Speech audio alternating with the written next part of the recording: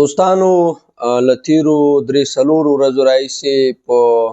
فیسبوک او ټیک ټاک باندې ځینې ویډیوګانې خلک خپروي او وایي چې افغان مهاجرینو ته 2 کاله وخت ورکړ. لومړی خو ما دغه ویډیو په فیسبوک کې ولیدله، چېرته داسې په شاړه کې یو دیوال باندې یو بینر لګېدلی دی او یو کس لګیا دی وایي چې ټولو افغانانو ته ښه خبر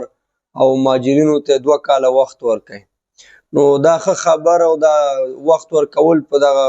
دشته کې او دې شاړه کې خلک ورکوي، که دلته له ښار څخه له دفتر څخه له یوې ادارې لخوا څخه ورکول کېږي. او دویم په ټیک ټاک کې یو ورور یو ویډیو ماته په وټساپ کې رالیږلې ده چې نه پوهېږم کوم څوک دی او وایي چې رجسټر او پی او آر کارډ لرونکو افغانانو ته ښه خبر او 2 کاله وخت یې ورکړ. نو دا ټول هسې دا د خلکو له ځان نه خپله خیټالوژي ده، دوی له ځان نه لګیا دي.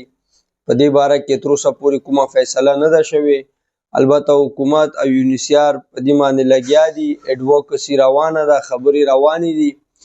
تر څو وکولی شي چې افغان مهاجرینو ته دلته د دوی دغه چې کومه نیټه ده 30 جون یا 13 جون دا ایکسټینډ کی وغځول شي او دوی ته لږ نور وخت ورکړل شي. لیکن دا لا معلومه نه ده چې آیا دا به غځول کیږي، که چیرې غځول کیږي څومره وخت لپاره، 3 میاشتې 6 میاشتې 1 کال. دا به بیا هغه وخت چې کله حکومت او یونیسیار یو تفاهم ته ورسیږي او حکومت دې باره کې خپله فیصله وکړي، باقاعده به د دواړو لخواو څخه په دې باره باندې د دوی په چې کوم سوشل اکاونټس دي یا ویب سایټونه دي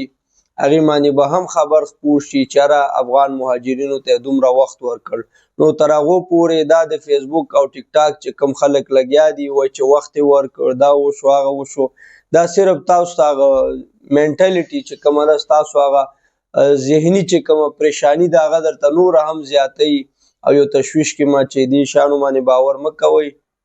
هر وخت چې د افغان مهاجرینو په اړه غواړئ کوم خبر ترلاسه کړئ، تاسو کولی شئ د حکومت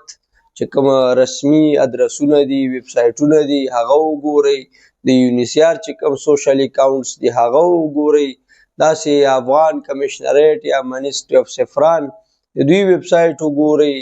افغانستان د سفارت ویب سایټ وګورئ. دا هغه مرجع دي چې دلته تاسو کولی شئ په دغه اړه باندې هغه چې کوم تازه معلومات یا تازه خبرونه راغلي دي هغه وګورئ او خپل زړه ته یو ځای پورې تسلي ورکړئ. مننه.